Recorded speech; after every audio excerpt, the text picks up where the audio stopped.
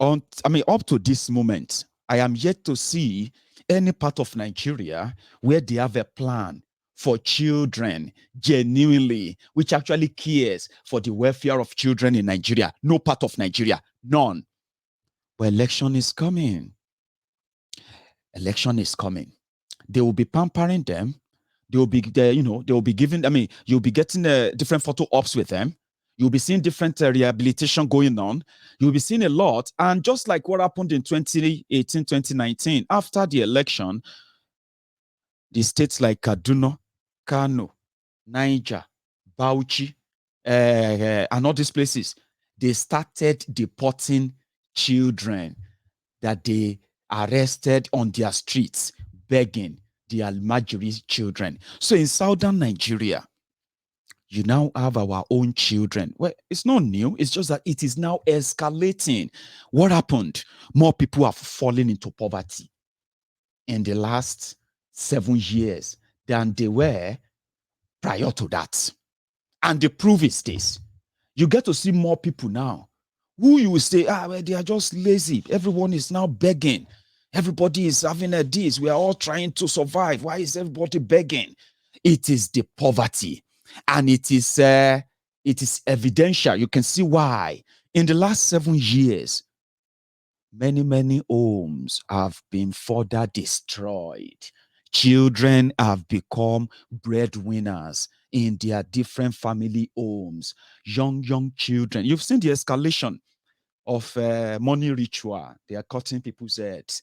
And on social media, you see Babalawo, you see Mamalawo, you see pastors, you see everybody trying to tell everybody that there's a way out, there's a way out. As the poverty increase, yeah, so with the crime increase as well. And in this case, so with more children who are going to be the victims of all of this. You see, when you talk about the poverty, when you talk about corruption, when you talk about poor governance in Nigeria, and when you talk about this terrorism and the rest of that in Nigeria, and all of this, right?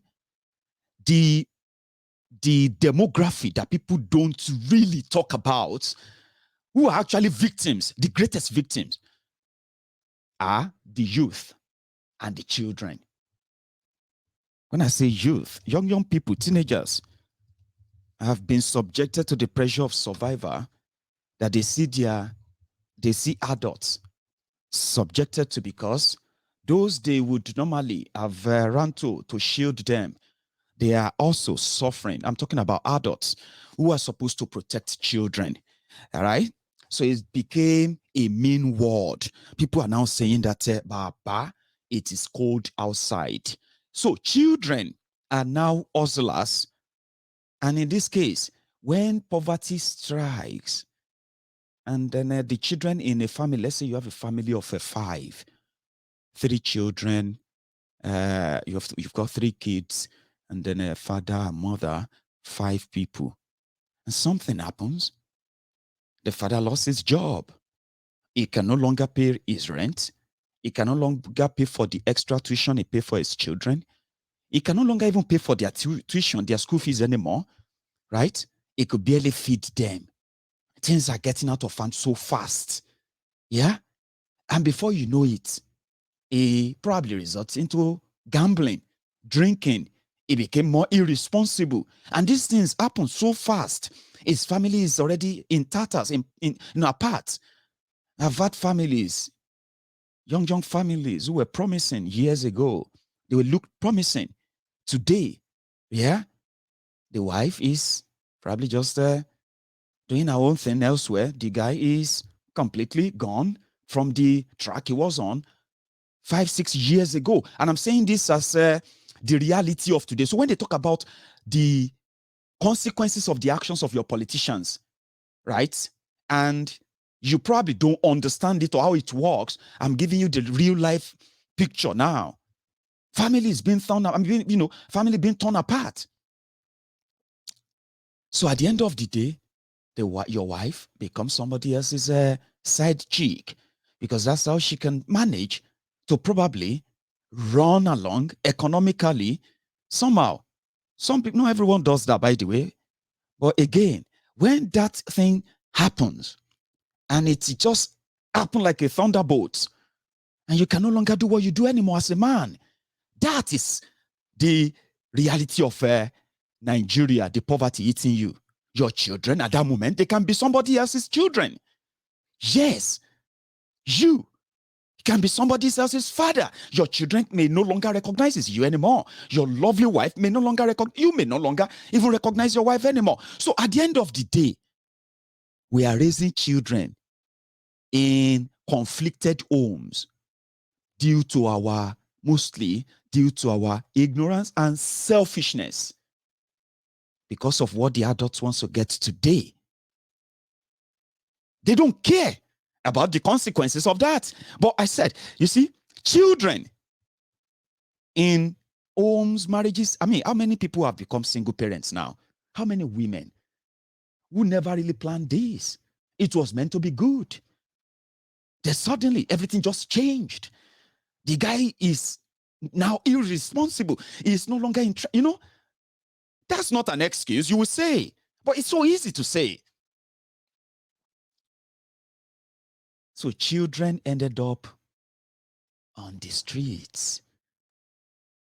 They ended up as hustlers. Female, a girl child becomes susceptible or vulnerable to rape.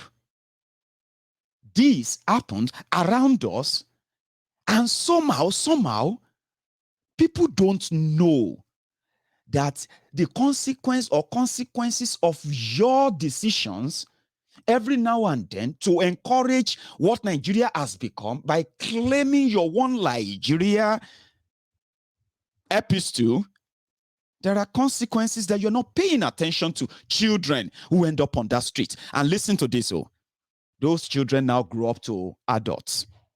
And I'll give you an example. And I'm using the Southwest now. One sec.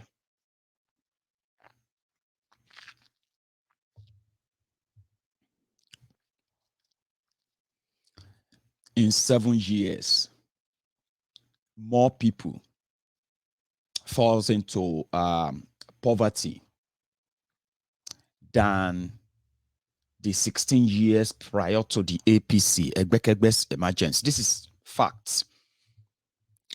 More people became more unemployed under APC, Egbekegbe, in 7 years than the first 16 years combined. More businesses shut down in Nigeria in 7 years, which actually led to that, more job loss. I mean, the job losses that I just mentioned now, and then the unemployment in Nigeria. That's a fact. More businesses shut down in Nigeria than the first 16 years of democracy before the APC, Egbekegbe. And to cap it all, Nigeria became the poverty capital of the world under APC, Egbekegbe. So combine the APC, Egbekegbe's time, and then people destroying people's time, PDP of 16 years, 22, 23 years of these rogues.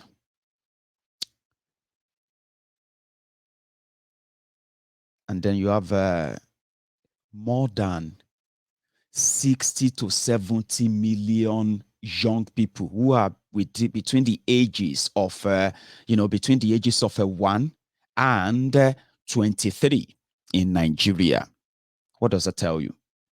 Simply says, for 22 years, PDP, APC, whatever name you want to give to them, they planned nothing.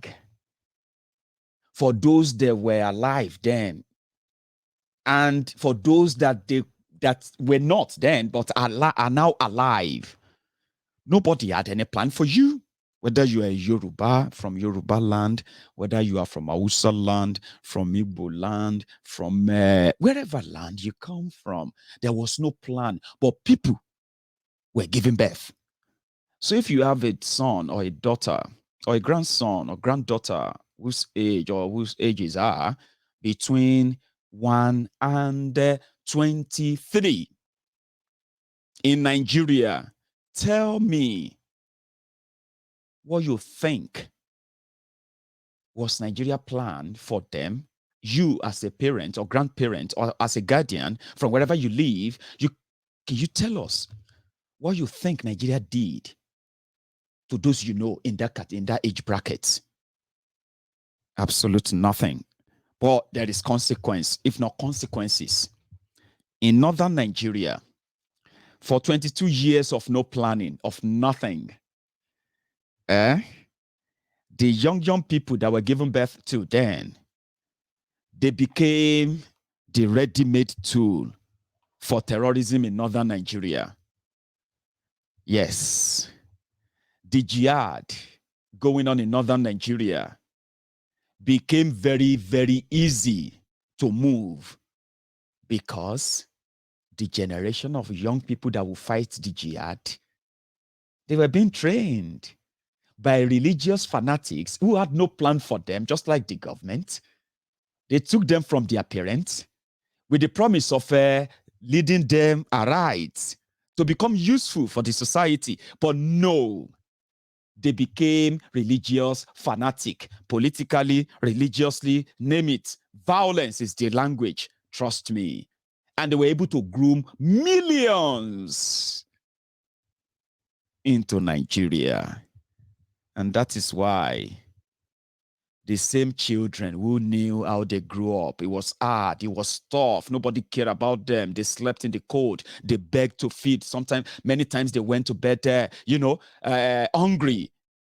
But they just had to give everything they had to the master, the sheikh, or to the mullah, or to the malam, or whatever they call him. And the state, the government that should care for them, they give no damn. So what do you expect? You want the children to grow up after begging on the streets to become what?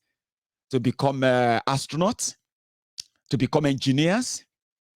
Or what? Of course, they will always be available to be used for any kind of criminality, since that is what Nigeria understands. And that's exactly what they gave. So when they were given this false democratic nonsense in 1999 till now, and they were told you, we are building this, we are building that, the best road is the best road that, the children that were going to start bombing them, they were grooming them and telling them how to shout Allahu Akbar when they kill their fellow human being for no just reason. That was what that brought 22 years of democracy in Nigeria. It didn't build future. It stole it. It killed it. And then turned it into monster to hunt the rest of us. And they are not done. More and more children are falling into poverty every minute in Nigeria. But they can pop them up for whatever they want to pop them up for the sensation, the media hype. But the reality is this. Do you see Nigeria have any plan for the children? Do you see them have plan for those out of school children? I'm talking about the next, some of you are getting ready now to go and validate their fraud again, right? Good luck to you. But the next 4 years, the 4 years after that, before you know it, it's going to be another 16 years. Add that to 23 years, you'll probably be looking at 39 to 40 years. That means the children that were given birth to in 1999, they will be 40 years if all of you are still waiting for 8 years, 4 years of this one, 8 years of that one to change Nigeria. Those children that are carrying guns today, that are kidnappers today, that are the Yahoo boys of today, the Panther stealers, the headquarters, the human butchers who are looking for this and that. All right? Those ones, they would have become 40 years old then. Bigger monsters. The ones that are building right, they are breeding, or you are helping them to breed right now, they will be ready as a new monsters that will supersede the ones you are facing now. In a nutshell, the longer you keep Nigeria together, the bloodier it becomes for you to survive inside that Nigeria. See, wake up, smell the morning coffee. The result of the last 23 years of Democracy in Nigeria has brought you nothing. It's groomed the generation of time bomb that will give you a run for your own money. And that is where some of us are now saying, listen, if you possibly want to care, apart from what Femi Oponu Adesina is saying, right? If you really want to care for those who have become victims and you care for the people that much, we will start from dismantling the system that encouraged this. You don't wish it away. You don't roll a dice on it. You don't gamble it. It is what it is until it is not. It will keep giving you, it's like the same tree. It will keep bearing you the same fruit. So what do I mean by that? People can survive on their own. If people are held responsible for their actions and there is no cover or kind of a safety net for those who deliberately, keep us in perpetuity of underdevelopment and then terror. Nigeria is not meant to be one country controlled by one man or group of men, whether you want to call them powerful, power this or that, whatever you want to call them. It is like a slave camp where the state decides who succeed and by how much, and who goes down, and by how down. A state-controlled prison.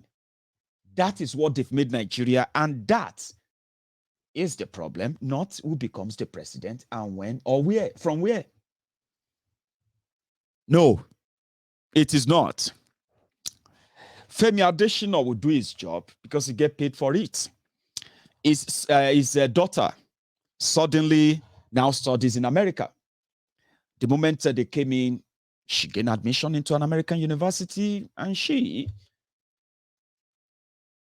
gained her own international certificate to qualify for your NNPC and every other position jobs, as much as it is a license of people, some being more Nigerian than the other.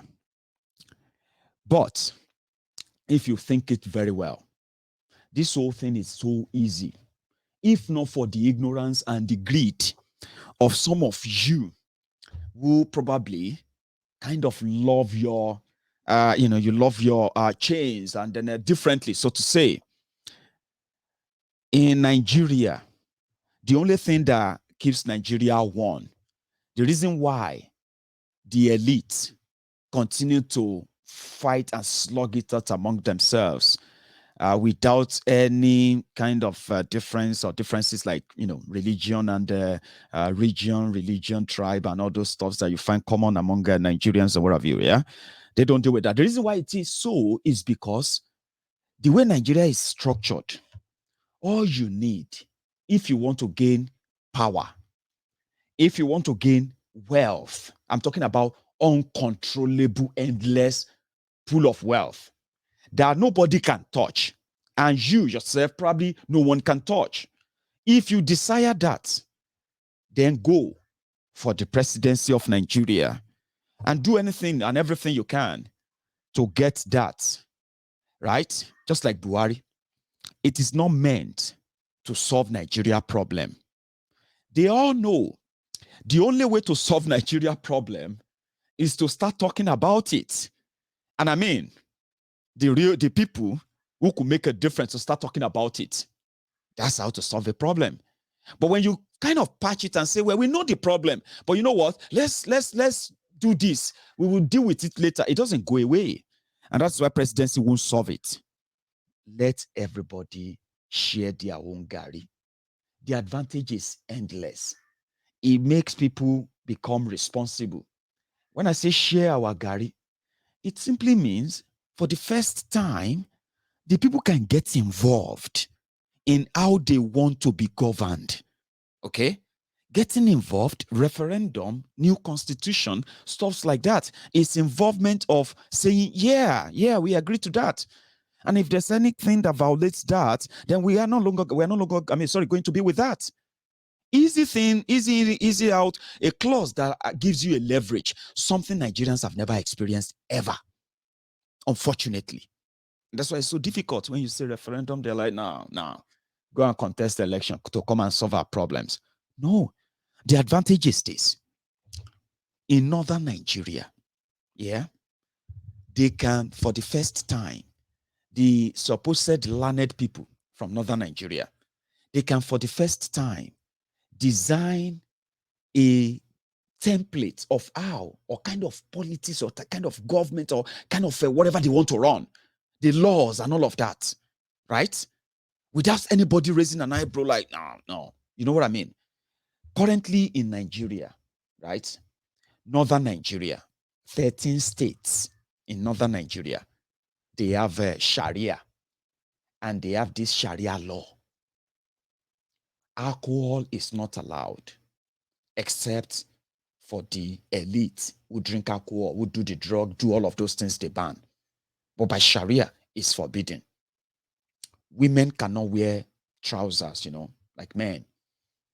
You cannot, in Kano, you cannot use a mannequin to display your clothes as a tailor or designer in your shop. It is haram. Okay? But also, if you should go into any kind of alcoholic business like beer, wine, champagne, and all those stuff, right? If they found them in Kano, or if they found them in Kano, Kaduna, and a few other places like that, they will burn them, they will destroy them. Now, they will have the opportunity of, if Nigeria breaks up, yeah, they will have the opportunity to implement such. They will have the opportunity of, letting the cows roam the streets. Or they will not even allow that in a normal way. They won't allow it. But the irony of it all is this. As Nigeria is currently that way right now, where the Sharia and the Isba police and all of them are very, very active in northern Nigeria, the same 13 states in northern Nigeria, whenever they want to share VAT, value added tax, from alcohol, which actually makes almost 55 to 60% of the VAT generated in Nigeria, they will collect the lion's share from that money, from that alcohol. When they want to share money from, what do you call it?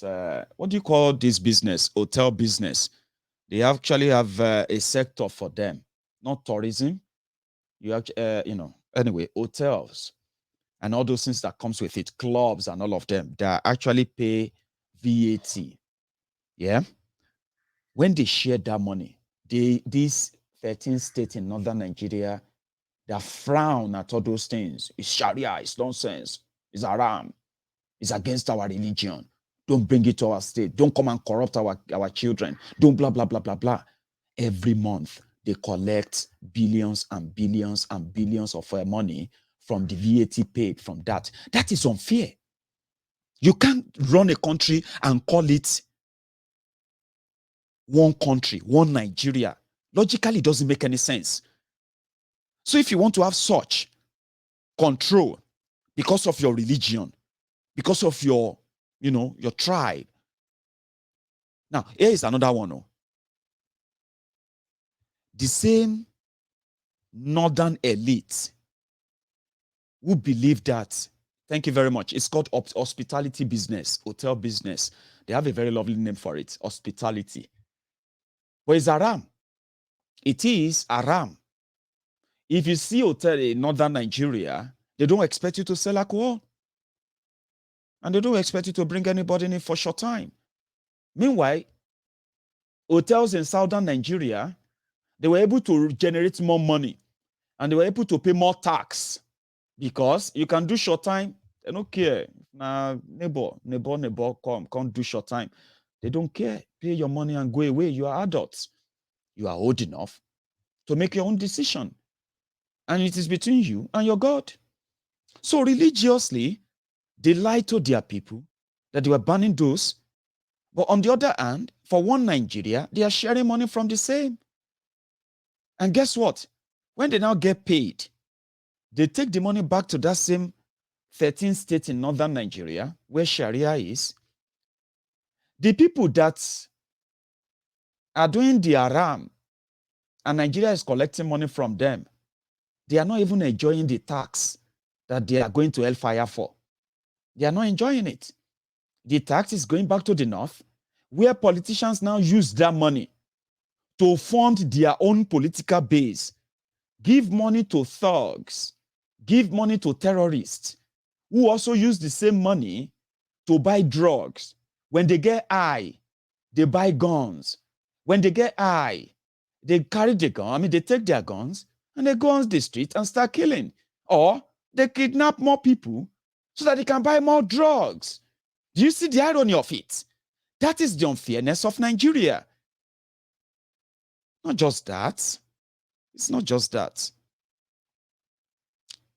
Because of this irresponsibility, the northern politicians relies more on the violence that the decades of poverty, deliberate generational miseducation, the strength of that for their political, which became their political, the violence that comes with it became their power over the rest of Nigeria, which they call one Nigeria. It is even worse. It's even worse.